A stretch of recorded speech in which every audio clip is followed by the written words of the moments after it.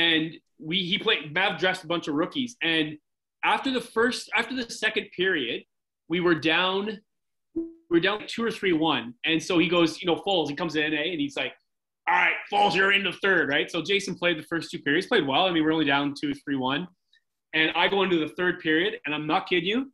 30 seconds in, I get a breakaway. I stop the breakaway. I'm like, all right, I'm feeling good. I got a groove. 20 minutes later, we lost the game 7-3. I gave up 4 goals, right? In my first, exhibition.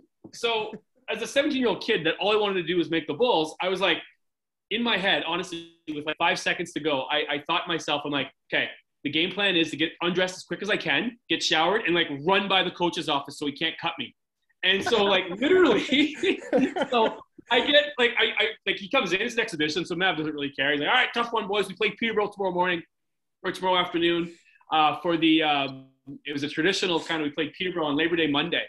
And he came in, so that was a Sunday game, and he came in and he's like, all right, boys, we play Peterborough tomorrow afternoon. Keep your head up. Line up, we posted in the morning.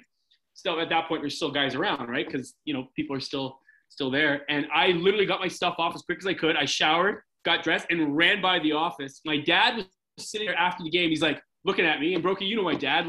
He's like, looking at me. He's like, they cut you? And I was like, no, start the van. Let's go. Right? He drove out. I was paranoid I was going to get cut. And my thought was, if you can't see me, you can't cut me.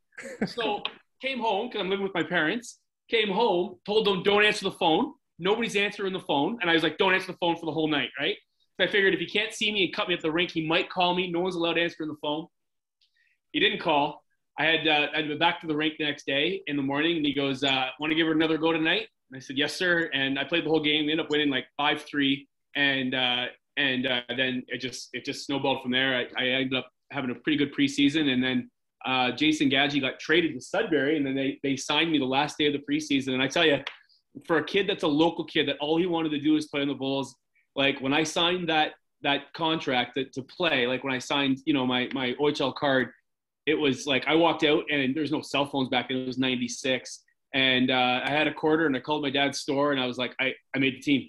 I can't believe I made the team. And he's like, he's laughing, and my mom's there, and she's crying, and I'm trying not to cry because I got to go back into the boys' room, and dress, and and I got to act like a bull because I'm a bull now. And it was one of the proudest moments of my life up to that point. I know.